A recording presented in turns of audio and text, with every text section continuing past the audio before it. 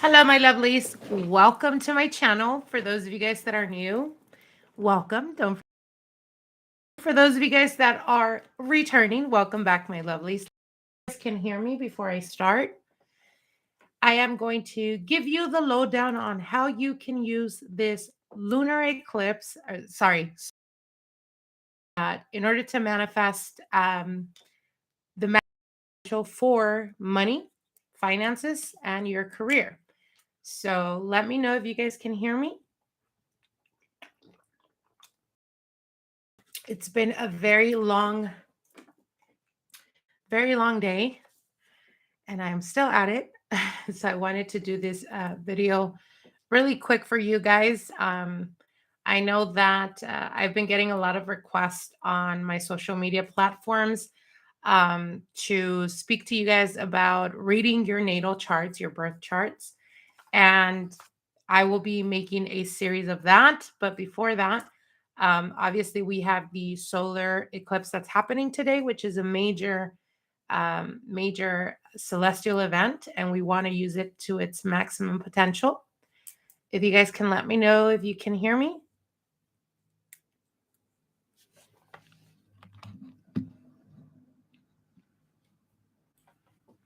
Let me know if you guys can hear me, please.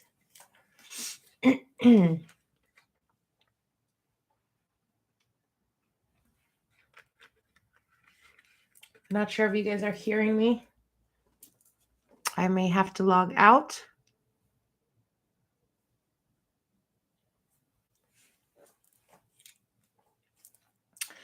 So I will move on. I know it's a bit late. I know that I'm not really going to wait for more people to get on here, only because I am very time restricted right now. We have a lot of things going on. You can hear me. Awesome. Thank you, Jessica. Buenas noches. All right. So, like I was saying, we are going to focus on this video particularly to use the solar eclipse celestial event that is happening when it comes to incorporating it to our spell work in order to manifest quicker. This is for career and finances. So, what we want to do is obviously what you're going to need is your birth chart, your natal chart.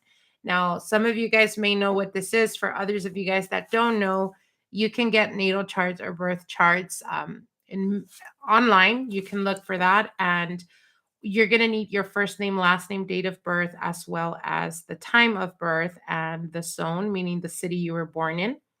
And what you're going to do is we want to identify where our 10th house is placed. So as you guys can see here, the birth chart or natal chart is a wheel. And in this wheel, we have 12 placements, which is 12 houses. In those houses, we have signs and obviously the planets as well. For everyone, it's going to be different. We don't all have the same placements because what this chart is basically the chart of when you were born. So to everyone, it's going to be very different. What you want to identify is your 10th house, like I said, which is usually at the very top. The first one that is at the very top, that is the 10th house. And the 10th house rules over career, finances. This is basically of your reputation, what you're known for in business or career.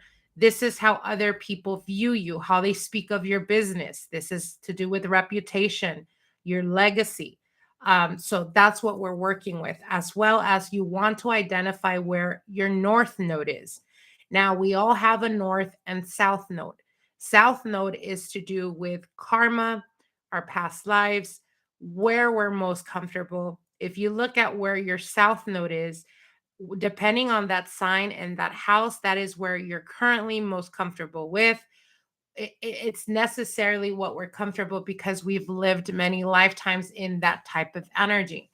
Now, again, south node is your past, your karma. You want to move away from that. You want to go towards your north node. What is the north node? The north node is all to do with your destiny. It is what you should be aiming to be or where you should be aiming to go, depending on where that north node is. And I will show you guys here.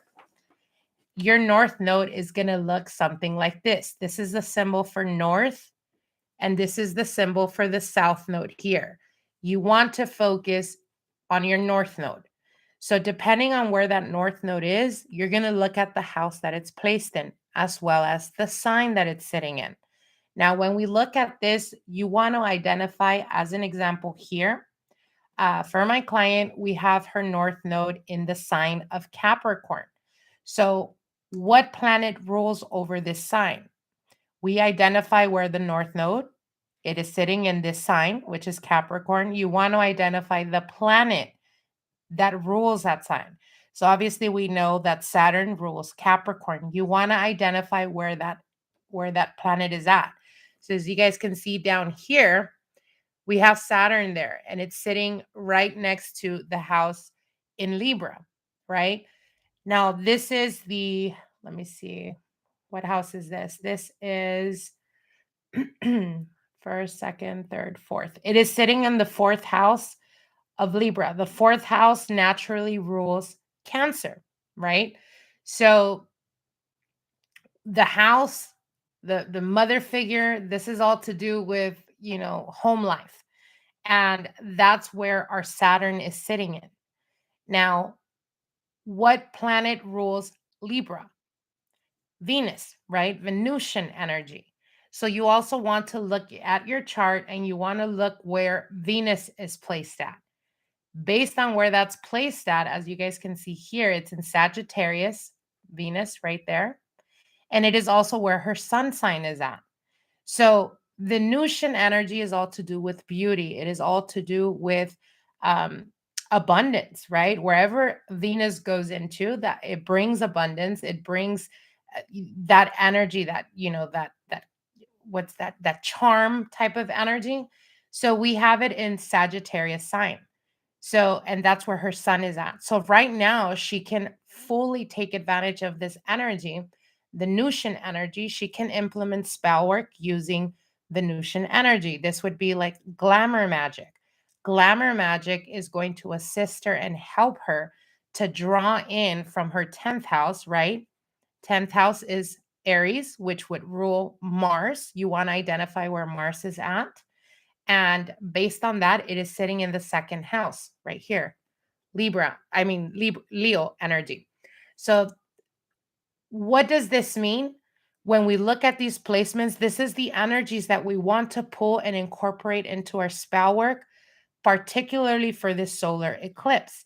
So based on this chart and what I'm seeing, she wants to, or she's going to have to, obviously I'm going to do it for her, but I just wanted to teach you guys how you can use your birth chart. This is your natural abilities.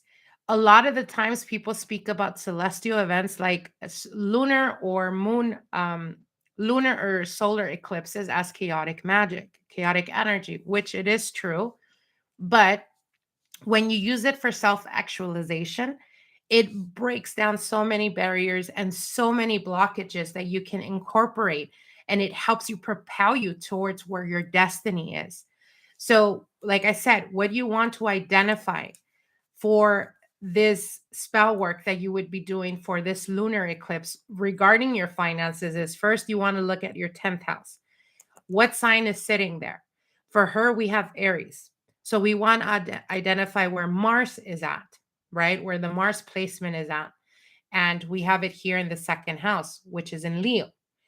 Leo, second house. Second house is the natural ruling planet of, what is the natural ruling planet? Or not planet, sorry, the natural house of Taurus, which is all to do with finances, right? With money. This is the partnerships, not necessarily love or romantic, but this is how you make money, your second house. So there is major transformation that is going to be happening for this client because their second house is Leo. That's where the Mars is at. Mars is directly connected to her Aries, which is her 10th house. So we want to incorporate anything that has to do with standing out, with being a bit eccentric right now for her career, for her finances. This is being bold. This is taking chances and really putting yourself out there, not being intimidated by the attention you get, right? Leo is all about attention. So we want to use this type of energy. So Mars, obviously fire element, we want to use candle magic because it, represents fire. We also want to use, because her Capricorn here in her North Node, Capricorn with Saturn energy, obviously Saturn rules that, which is the fourth Libra for her.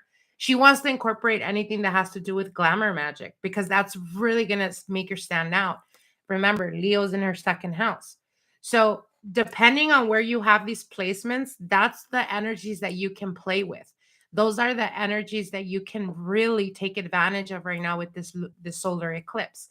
So you look at your 10th house. You also look at the ruling planet of that 10th house. You also want to look at where your north node north node is, which is in Capricorn for her. You want to identify where that planet is at, which is the ruling planet of Capricorn, which is here, Saturn. So Libra, and then look where the Venus is at, Sagittarius. So incorporate anything with fire. She has a lot of fire in her chart. Anything that has to do with candle magic, anything that has to do with fire. This is writing down a petition. This is lighting some incense or lighting some candles and burning the petition because fire element. So this is where you're able to incorporate any type of magic to your advantage using these energies. Again, Venusian, glamour magic for me. That it speaks about glamour magic. That's what's going to really bring her the clients, the attention, the money. Leo in her second house. That's where her Mars is placed at. So again, taking action, being bold, being eccentric, even to draw in that type of attention. And all of this, keep in mind, when you do these type of spells that are directly in connection with your chart, it is not only setting the course because this is your fate, this is where you should be walking towards. It also magnifies those energies because those are your natural abilities based on those energies that are placed in those houses. So again, it is very crucial and very important to understand when we talk about money, when we talk about like, physical material money, we're looking at the 10th house, we're looking at the second house, we're looking at the 8th house as well. And because this solar eclipse is happening in Scorpio, for those of you guys that maybe are not interested in spell work, but you want to know what area in your life is going to be greatly impacted for this solar eclipse, then you want to identify where you have Scorpio in your chart. So as an example, we can look at this wheel here, and you want to look for the sign of Scorpio. Depending on where Scorpio is in that house, you're going to identify what house is it.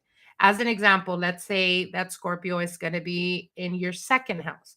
Second house is all to do with finances. It's all to do with money. It is all to do with exchange. This is the value house. This is how you value other people and how you value yourself. Obviously, when we're in business, based on what you charge or the services you provide, has a lot to do with the value within yourself, right? If you value yourself very little, then obviously you're not going to do very well in business. But if you work towards that, because this is what these birth natal charts are for. It is to pinpoint where we need to work, what area in our life we need to focus the most, what we need to cultivate, what we need to let go of in order to become the better version or the highest version of ourselves. Therefore, bringing to us on this 10th house our biggest success, our greatest success, because this is legacy here. 10th house is all to do with reputation. So again, if you want to know how this lunar eclipse is going to affect you, look at where you have Scorpio in your chart. As an example, if we look at this chart and you're like, okay, so we have here Scorpio in the, what is it, first, second, third, fourth, fifth. We have Scorpio in the 5th house. What does the 5th house rule? 5th house is the natural house of Leo. Leo is what this house represents is children. It is creativity. It is fun. right? Enjoying yourself. It is Scorpio's in that fifth house. So how is this going to impact with the Leo energy? Because remember, that's the natural ruling house of Leo. Scorpio's going to come in there and highlight, transform something that is within you at this point. As an example, let's say, for example, you never wanted kids. When this solar eclipse hits your fifth house, Scorpio energy is death, it is rebirth, it is transformation, it is transmutation. It is the sex house. It is the house that represents, secrets. It is the house that represents major transformation. It is the house that represents trauma.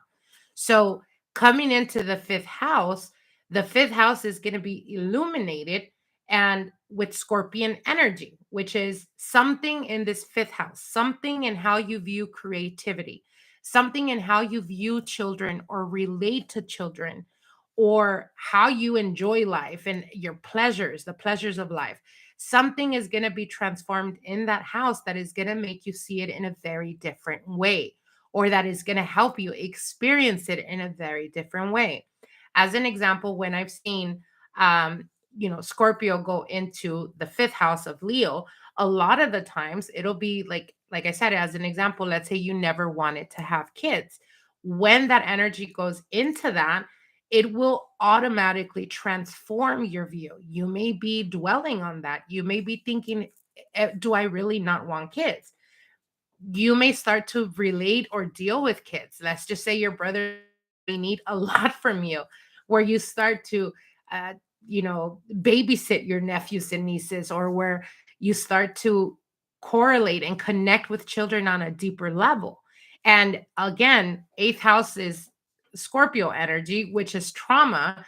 You may realize or come to the realization that the reason why you didn't want to have kids is because there was some type of trauma in your childhood that makes you heal through that, and it makes you see or change your mind in a different way.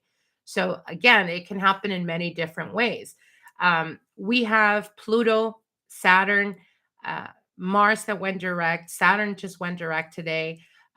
Pluto will be going direct tomorrow. So all of these energies, remember, Pluto does rule over Scorpio energy. So um, wherever your Pluto is at, that house is going to be touched. It's going to be affected with this lunar eclipse, solar eclipse. I keep saying lunar eclipse, sorry. Um, wherever that Pluto is sitting in your house, depending on what house it is, that's the theme that you can expect to start to unfold or to be impacted in some shape, way, or form in the next coming 6 months.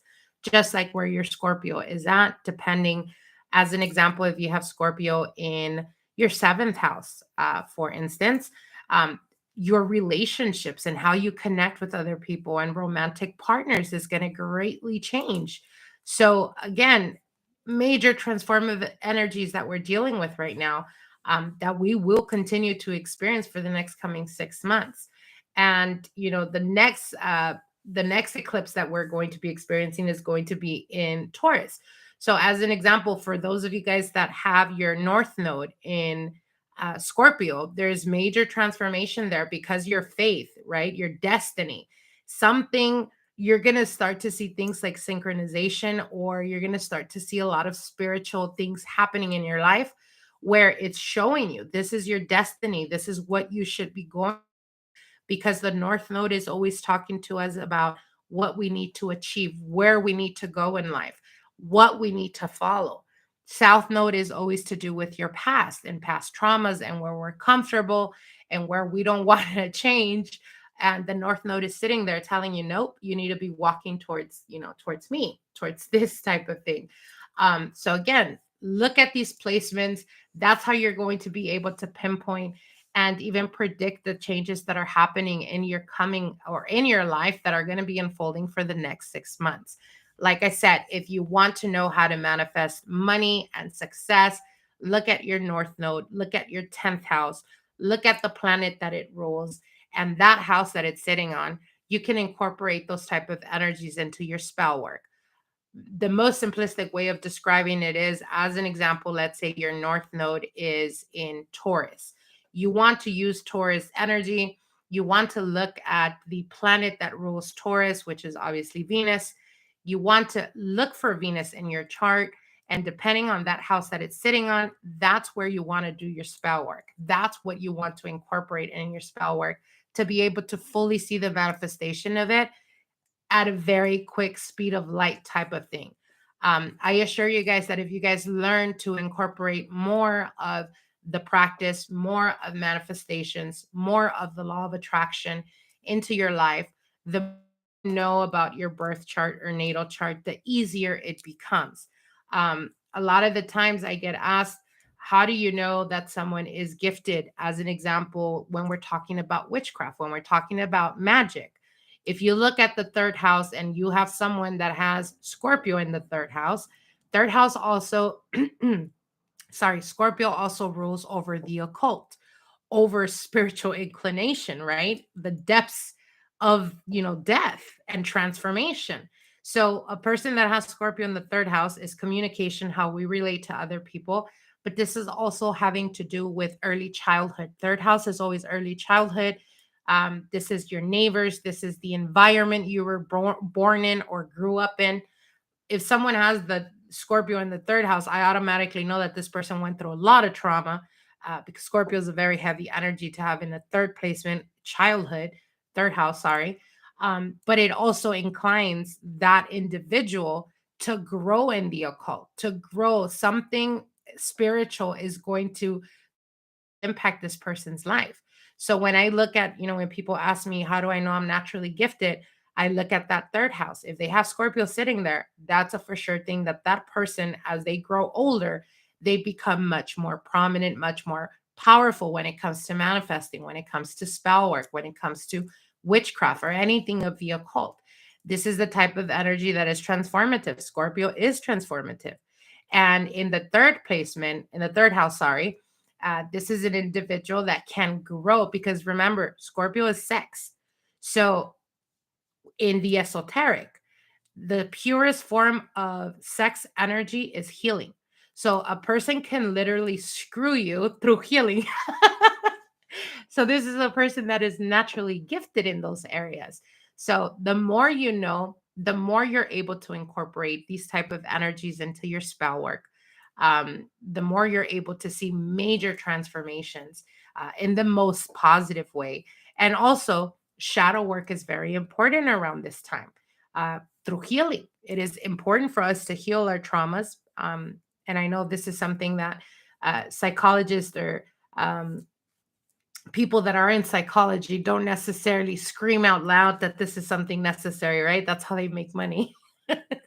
But it is important to heal our past traumas because releasing yourself from that, you're able to fully become aware. And awareness is the understanding that if we don't go through suffering, if we don't go through lessons, if we don't learn through experience, self experience, then we won't be able to ascend. We won't be able to understand what were those lessons. And believe you me, everything we go through in childhood prepares us for the adults and the individuals and the humans we will become, whether it's good or whether it's bad. And if you cultivate, the bad, obviously, you are more prone to being self-destructive, and that's not a good thing. So again, the more you know, I will definitely be making a new series. Of course, once I'm done with the tarot one, I assure you guys I will be back with that. We've just been extremely busy. But I will be doing more videos of astrology to help you guys, to guide you guys, even for those of you guys beginners, how to understand the houses, what each house is ruled and what it represents, etc., so that you guys can better use these tools to your best advantage and to be able to not limit yourself and to understand the immense power and potential that you have, because everyone is capable of manifesting the life that they want. And it is much more easier when we have a clear map of how to do that. So I hope you guys understand. I hope that this gives you guys some type of understanding. Like I said, comment below. Let me know if you guys are interested in more videos of astrology, and I will be incorporating that to my videos. Stay tuned for more spell work. We have tons of new spells that are going up. I've just been needing to catch up, but I promise you guys we'll get back to that. I want to wish you guys the very best. Thank you guys for being here with me, and I will see you guys soon. Till then, bye.